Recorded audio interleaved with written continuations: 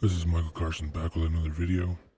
This one's going to be quick because New Hampshire and Tennessee passed transgender bathroom bans, so they can't go in the female restrooms, like, because stupid people are going to do stupid crap. What I want to show you here is you got the crazy lady, usual leftist crazy, and then you've got the Republican here, and the leftists walk out on him. You could borderline say they were being racist. I'm joking. They're always racist. Anyways, here, I'll show you the footage.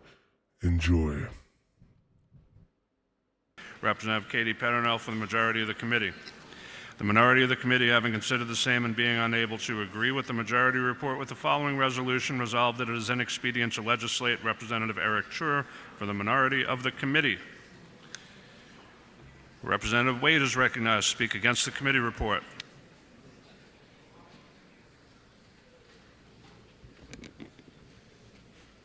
Thank you, Mr. Speaker.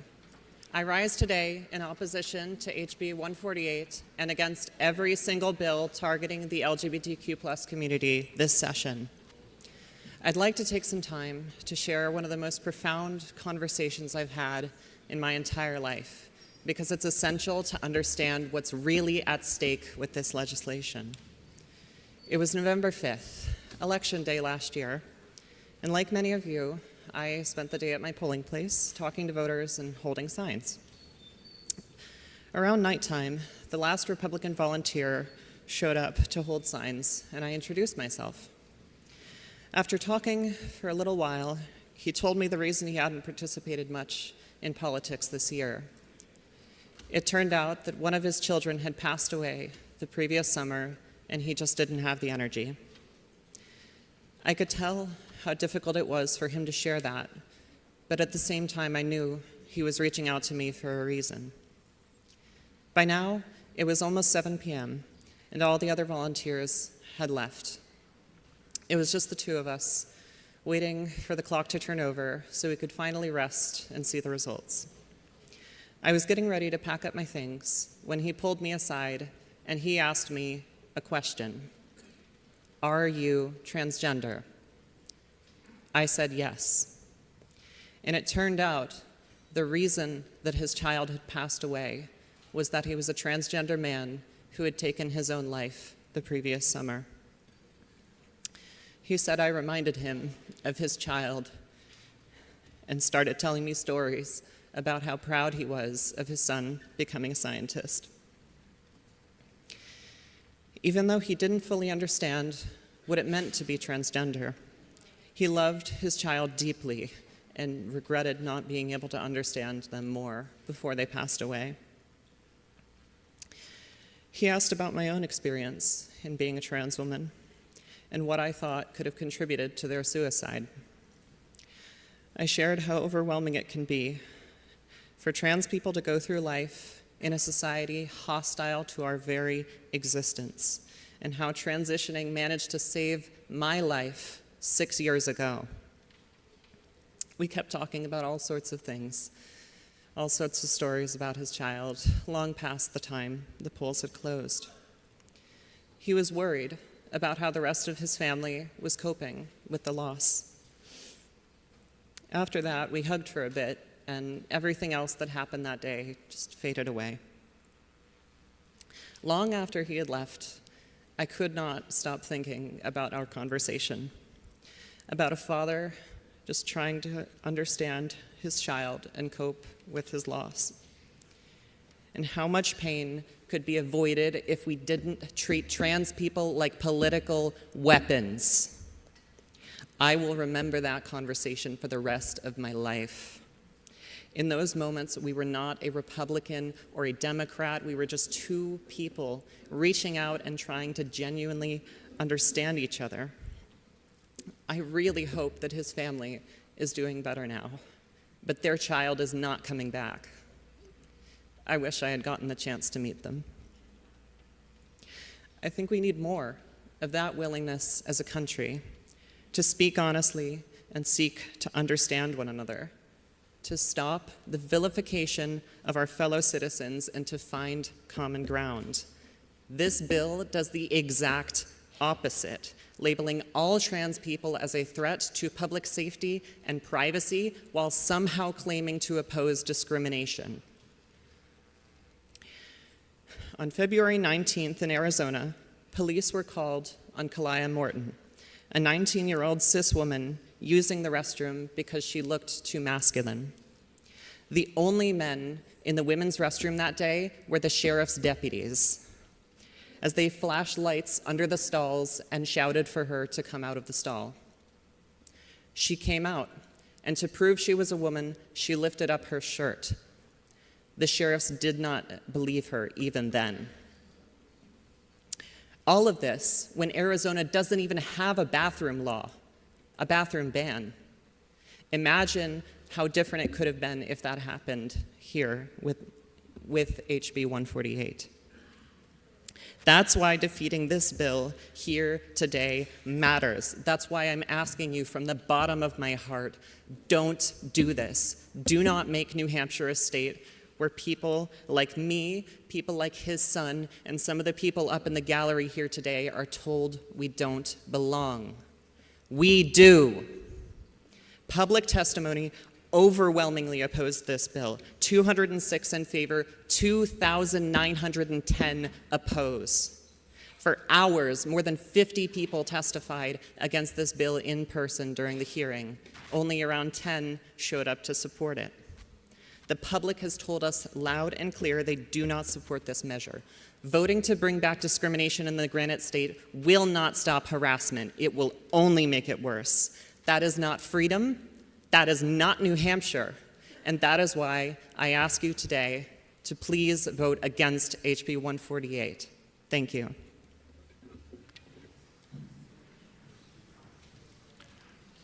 Representative Wheeler is recognized to speak for the committee report. Thank you, Mr. Speaker. Mr. Speaker, that was a powerful story. And I have heard many stories like that in the lead up to this vote here today. But Mr. Speaker, the powerful anecdotes of one person and the consent of one person cannot stand for the consent of another person. And if there are women who feel unsafe, if there are women who feel like their space has become not private, then we should listen to those women.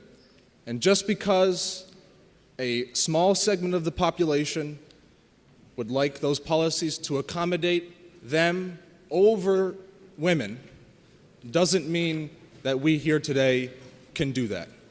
So, Mr. Speaker, for us, and I pause because my colleagues are walking out as I give this speech.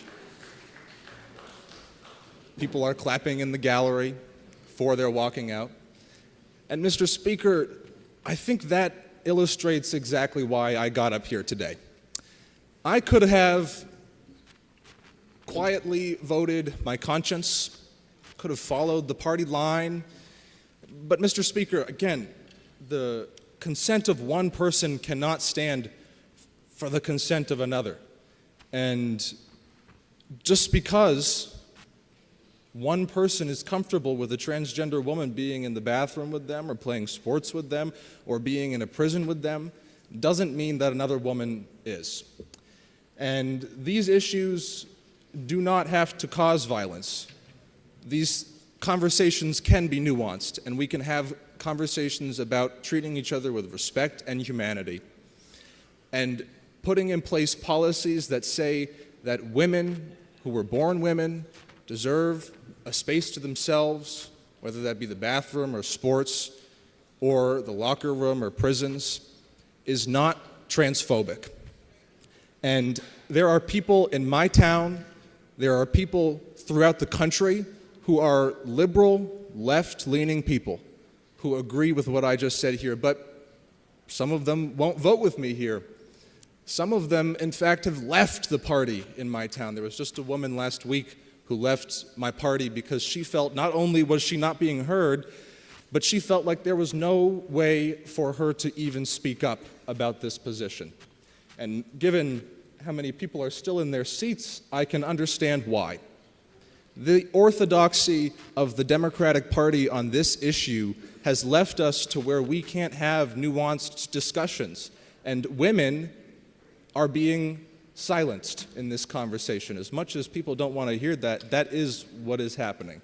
And when I talked to people on this side of the issue and this side of the issue, I heard, I don't want any violence to happen against me. I don't want to be disrespected or unheard. I heard that from transgender individuals, and I heard that from women. So, Mr. Speaker, I think HB 148, legislation which enables localities, municipalities, and businesses to put in place specific policies around definitions of sex, is not a right-wing, fascist, Nazi movement like I've been told that it is. I was called a Nazi for the prospect of giving this speech. I mean, I don't think that your position or side benefits from calling the other a Nazi when they are trying to ask genuine questions about women's spaces and the protection of women inside those spaces. So, Mr. Speaker, this is a controversial topic. I absolutely understand that, and I apologize that we had to clear out half the room for it. But municipalities, localities, private gyms, prisons, these places should be able to put in place policies which, in limited circumstances, separate people based off of biological sex.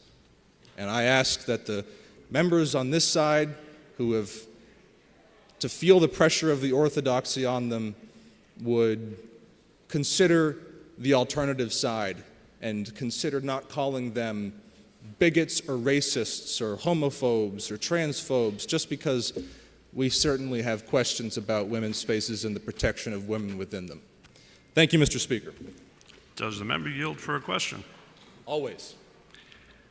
And slow your roll, Representative. Before you inquire, it is a violation of House rules to come down that aisle while someone's at the well, so I don't want to see that again. I apologize. Thank you, Mr. Speaker, and thank you for taking my question. With white passing African Americans being free from discrimination during Jim Crow era laws, do you think that it is fair that we can compare this situation directly to the bathroom bans that African Americans were given and told that they were dangerous to white people? Thank you. Thank you for the question, Representative. Representative, race and what happened in the Jim Crow era is, yes, significantly different than sex and talking about women and their private spaces.